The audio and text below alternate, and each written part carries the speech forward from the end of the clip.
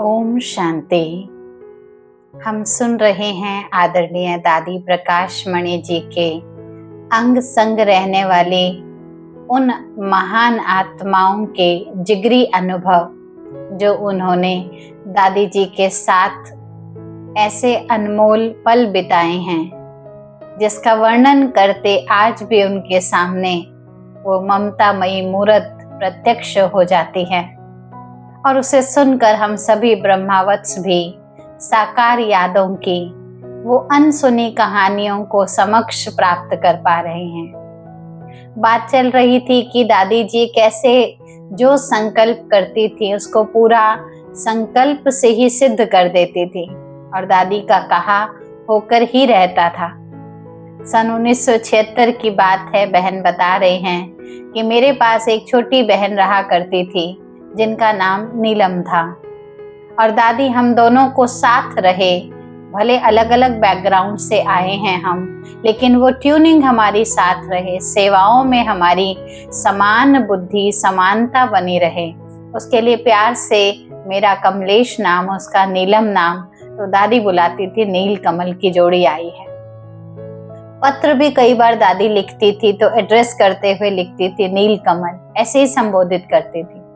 दादी जी के सारे पत्र आज तक भी हमने संभाल कर रखे हैं। जहां भी रहते हैं, जो भी सेवा पर जाते हैं, बीच बीच में हम उन पत्रों को पढ़कर अपने आप को अपने पास दादी जी को अनुभव करते हैं। जब भी आज भी मधुबन में जाते हैं तो जैसे पहले जाया करते थे, रोज प्रातः प्रथम कार्य होता था दादी जी के कमरे में जाकर उनको गुड मॉर्निंग करना। क्यों करना? उसके पीछे एक सुंदर लालच था। वो लालच था दादी के प्रेम भरे नैनों की दृष्टि। वो जो 1 मिनट का मिलन होता था, मीठे बोल होते थे, दादी के वो नैन मुलाकात, ऐसा लगता था लाखों जीवन में खुशियां भर दी हैं। सारा दिन ऐसे खुशी खुशी गुजरता था। आज तक भी अनुभव होता है दादी का वो प्यार, दादी का वो छत्र छाया का हाथ हमारे सिर पर अभी भी है। आज भी उसी अनुभव से सारे कार्य सिद्ध होते हुए प्रतीत होते हैं। बाबा के साथ दादी जी की भी फोटो मैंने अपने कमरे में लगा रखी हैं। बहन कहती है मैं जब भी सुबह उठती हूँ या कोई भी कार्य पर जाती हूँ तो जैसे बाबा को याद करती हूँ, तो प्रेरणा की मूर्त कर्म करके दिखाने के लिए साकार रूप से जो निमित्त बनी दादी, मैं उनको भी बताकर जाती हूँ। और ऐसा कभी नहीं होता कि कार्य बीच में रुक जाए, वो कार्य पूर्ण रूप से सफलता प्राप्त कराता है। तो अनेक दिव्य गुणों का प्रकाश आदरणीय प्रकाश मणि दादी जी से हमको आज दिन तक भी प्राप्त होता आया है। एक बहन और अपना अनुभव बताते हुए कह रही हैं, बहुत सुंदर अनुभव बता रही हैं कि ब्रह्मा बाप के बाद जैसे छोटी मम्मा के रूप में 40 वर्ष तक यज्ञ कारोबार चलाना, सर्व की दुआओं के साथ चलाने वाली आदरणीय दादी जी, उनके तो अनुभवों के सागर में घुस जाने से जैसे कुछ बूंदे, अनुभव तो बहुत प्राप्त हुई हैं, लेकिन कुछ बूंदे वो अपने अनुभव से हमारे समक्ष प्रस्तुत कर रही हैं।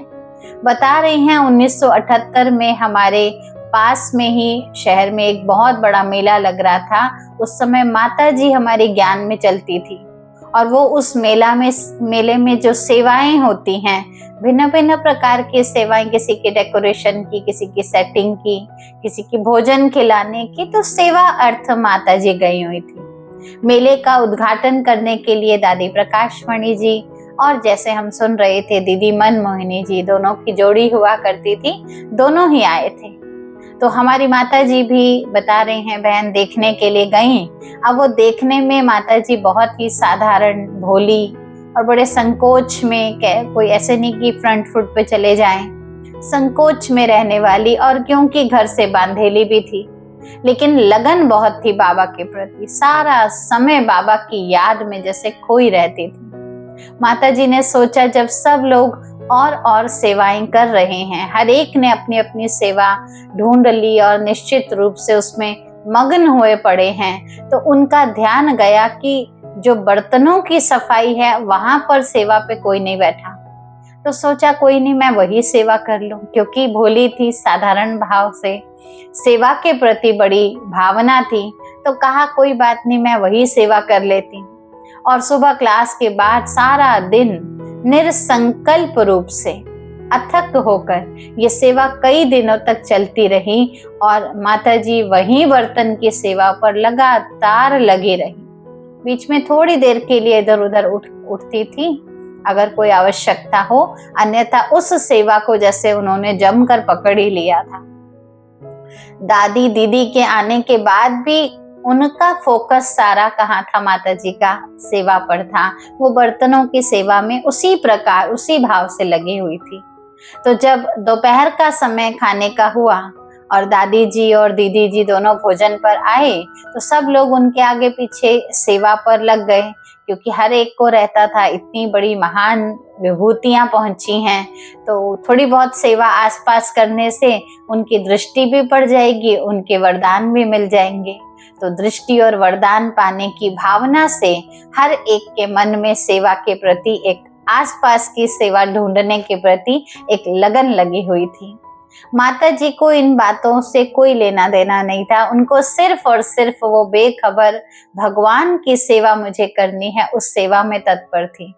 पर आश्चर्य की बात सुनिएगा, हुआ ये कि जैसे ही दादी जी को भोजन परोसा गया, दादी जी ने अपनी थाली से जैसे एक रोटी की गिराई तोड़ते हैं, गिट्टी तोड़ी और बोली, मैं देख रही हूँ एक माताजी सुबह से बर्तन साफ कर रही हैं और वो नहीं दिख रही अभी आसपास, सब दिख रहे हैं, आप उन्हें बुला कर लाओ। आप देखिए क्या पारदर्शिता थी, क्या दूरांदेशी बुद्धि, वो दृष्टि कैसे निहाल कर देने वाली थी। मेले का चक्कर लगाते दादी और दीदी ने जैसे सब सेवाओं का अवलोकन किया, तो माता जी को भी बर्तन धोते हुए देख लिया था। उनके बुलाने पर माता जी उनके सामने आई, दादी ने उनको सामने बिठाया और दादी और दीदी ने बड़े प्यार से पहली गिट्टी रोटी की उनके मुख में खिलाई, उनको पास बिठाया, बहुत प्यार किया और बहुत महिमा करी। आप सोचिए, एक भोली माता जिसके लिए सारा संसार ही एक बाबा है और बाबा की ऐसी महान विभूतियों से इतनी साकार पालना, इतनी समीपता की पालना प्राप्त हो, तो बस आप महसूस कर सकते हैं माता जी की आंखों से तो गंगा जमुना बह रही थी। ऐसा लग रहा था जैसे उनकी ही आंखों से निकली हुई अश्रुधाराएं उनके ही जीवन के सारे पाप धो रही हो। वो घर लौटी तो उनके नेत्रों में, उनके मुखमंडल पर जो दादियों से वो परमात्मा प्यार उन्होंने पाया, वो जैसे चमक रही थी। सारा दिन वो दादी दीदी बस उसी की महिमा गाती रही और बच्चों को भी उसी महिमा के रस में भिगो रही थी। उस समय बहन बता रहे हैं कि मेरी आयु मात्र 13-14 वर्ष थी। मन में धुंधली सी तस्वीर बन गई कि ऐसी कौन सी महान आत्मा है तो वो भी नारी, लेकिन ऐसी कौन सी वो महान आत्मा है जिसने मेरी भोली माँ के सच्चे दिल को पहचान लिया और उसमें वो सच्चा प्यार भर दिया। अवश्य ही ये कोई नई दुनिया की न्यारी भावनाओं वाली, कोई अति अलौकिक अनुभवों से भरपूर होगी। और बस अदृश्य रूप से जैसे दादी के विशाल दिल को, परख शक्ति को, निस्वार्थ प्यार को मेरे दिल ने पहली बार महसूस कर लिया। वो पहली छाप दादी और दीदी के प्रति माता जी के अनुभवों से जैसे मेरे अदृश्य रूप से मेरे मन में पड़ती चली गई। इसके बाद साकार नेत्रों से आदरणीय दादी जी को पहली बार सन 1984 में उन्होंने देखा, जब वो पहली बार बाप दादा से मिलने के लिए माउंट आबू आई थी। तो दादी हिस्ट्री हॉल में थोड़ी सी कन्याओं के साथ मिलन मुलाकात कर रही थी। बहुत थोड़े से लोग आसपास ऐसे बैठे थे, तो उनसे मिलते हुए दादी थोड़ा सा हंसी कुड़ी कर रही थी। तो दादी के चेहरे पर वो तनाव मुक्त स्थिति, वो निश्चल भाव, वो भोलापन, वो हंसमुख चेहरा, जैसे मेरी नजरें गड़ गई उन पर, एकदम एक टिक जैसे देखती जा रही हूँ। उनकी वो ठिठोली करती हुई कन्याओं के साथ वो हंसी मजाक की बातें उन्होंने सभी कन्याओं को संबोधित करते हुए कहा, कन्याओं, आज वो लड़का आने वाला है, उसको अच्छे से देख लेना। क्योंकि कन्याओं को तो अपने वर का चुनने का एक अंदर से भावना तो होती है ना, कैसा होगा मेरा वर। और क्योंकि उस दिन परम पिता परमात्मा का पधरामणि का दिन था और उन्हीं की ओर इशारा करते हुए गुलजार दादी के तन में जब बाप दादा ने अवतरित होना था, उस इशारे को लड़का आने वाला है, कन्याओं की बुद्धि उन्हीं से जुड़े और किसी से ना जुड़े, ऐसी ठिठोली दादी हम बच्चों से, हम कन्याओं से कर रही थी। लेकिन दादी की ये हंसमुख मीठी मीठी बातें भले मजाक की थीं, लेकिन ऐसी थी जो दिल पर अमिट छाप छोड़ रही थी। दादी भगवान के बारे में भी इतने अपनेपन की बातें, इतनी प्यार भरी बातें इस तरह से कर रही थी जैसे उनका कोई अपना बच्चा हो, कोई अपना प्यारा छोटा सा जिसका रिश्ता करवाने की बात वो कर रही हो। मन में आया कि इतनी बड़ी परम पिता परमात्मा जैसी इतनी बड़ी सत्ता के ऊपर भी किसी का इतना समीपता का, अपनेपन का अधिकार भी हो सकता है। जैसे एक ऐसी बात अद्भुत सी प्रतीत हो रही थी। इससे हमारे मन में जो इतनी भी कन्याएं बैठी थी, उनके मन में भगवान के प्रति और भी कई गुना ज्यादा जिगरी प्रेम उमड़ पड़ा। माना अलग अलग संबंध से कैसे हम भगवान को देख सकते हैं, उनको अपने जीवन का साथी बना सकते हैं, ये दादी जी ने अपने जीवन से हम सभी कन्याओं को प्रेरणा दी। और देखिए 86 में ये मिलन हुआ। 1987 में जब मेरा समर्पण समारोह हुआ तो दादी ने मुझे गले लगाया और मुझे ऐसे गले लगाते हुए महसूस हुआ जैसे बस मुझे तो सारा संसार मिल गया है। सबसे बड़ा सुख ही वही था जो उन नेत्रों से मिलन मनाने का मुझे मिला। उन हाथों को स्पर्श करके ऐसा महसूस हुआ जैसे उनके गले में, जो बाहों में मुझे एक ऐसा हार जैसा महसूस हुआ, उससे बड़ा श्रृंगार और क्या ही था। मैंने उसी समय मन ही मन में भगवान से कह दिया, बाबा बस इन नेत्रों ने इनको देख लिया, इन्हीं हाथों को स्पर्श करके, इनके गले में बाहों की मालाएं डालकर मैंने अपने आप को आपके लिए अर्पित कर दिया। बस मैं सेंटर पर रह रही हूँ, जा तो रहे थे सेवा केंद्र पर, क्योंकि समर्पण के बाद दादी जी जहाँ सेवा पर भेजते हैं, जहाँ आवश्यकता होती है सेवा की, तो बहनें वहां पर जाती हैं। पर मन ही मन उस समय समर्पण पर एक प्रतिज्ञा सी कर ली, एक इच्छा जाहिर कर ली कि मैं सेंटर पर ही रहूंगी, लेकिन मुझे इस महान आत्मा की पालना की छत्र छाया का डायरेक्ट सुख जरूर बाबा आप मुझे देना। तो बस उनके स्पर्श मात्र से ही जैसे महसूस ऐसा हो रहा था।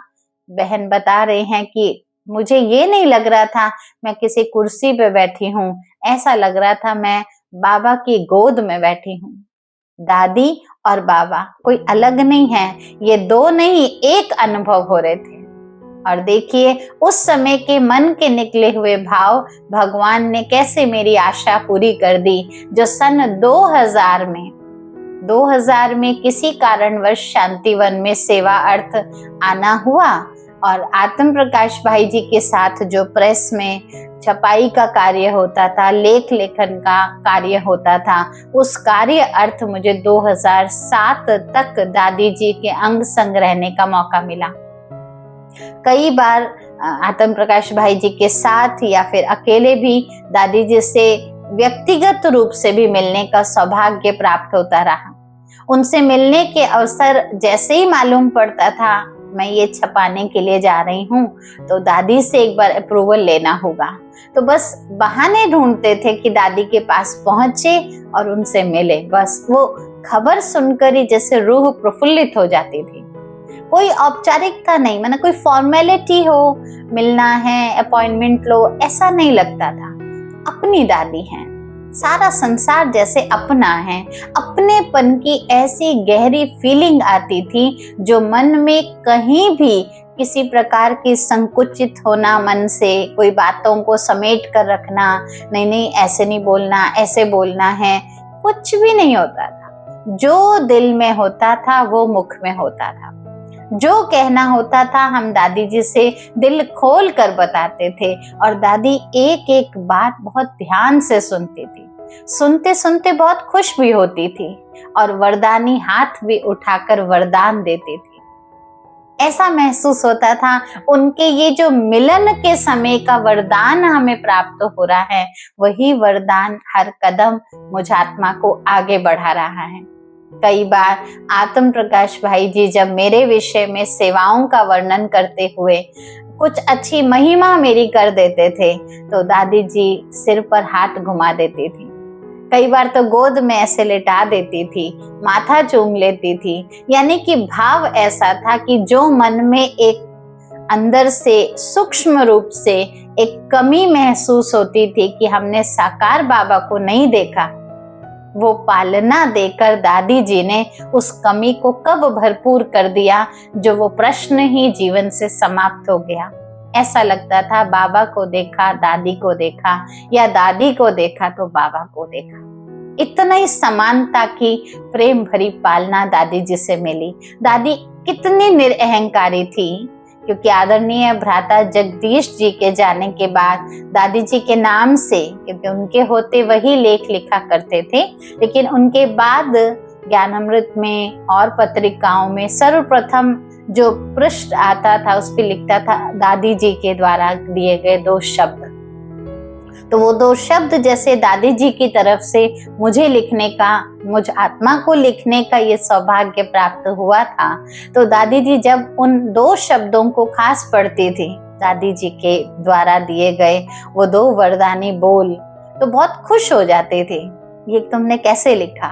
और इतना तक कि कई बार बहुत प्यार से पूछ लेती थी, अच्छा जब तुम ये लिखती हो मेरी तरफ से 2 शब्द, तो क्या तुम दादी बन जाती हो। मतलब इतना एक्यूरेट दादी की उस विशाल हृदय को विजुलाइज करके विश्व की आत्माओं के प्रति प्रेरणादायी बोल लिख लेना बहुत बड़ी बात होती थी। तो दादी कई बार प्यार से कहती थी, अच्छा कहीं तुम उस समय दादी बन जाती हो क्या। और ये बनना ही नहीं, ये एक तरह से दादी जी का वरदान था कि मुझ जैसी छोटी सी आत्मा को भी इतनी महान सेवा के लायक दादी ने समझा। दादी जी ने एक बार लिखने के नाम पर मुझे इनाम भी दिया था, बहुत अच्छा लेख लिखा, और दादी जी की तरफ से भी जो 2 शब्द प्रेरणादायी लिखती थी वो भी बहुत पसंद आया, तो दादी ने मुझे बुलाकर इनाम दिया।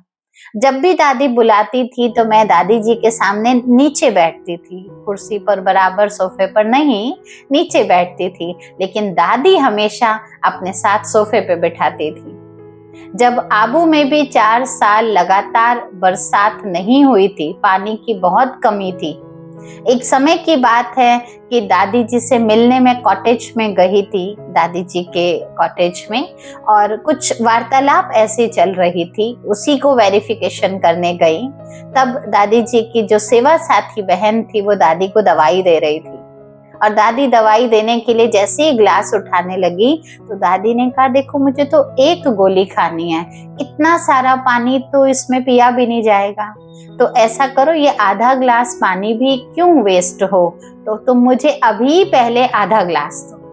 तो वो सुनते सुनते ऐसा लगा कि दादी ने पानी व्यर्थ ना हो, क्योंकि पानी की कमी चल रही है, थोड़ा भी पानी फेंकना ना पड़े, उस पानी को आधा करवा दिया।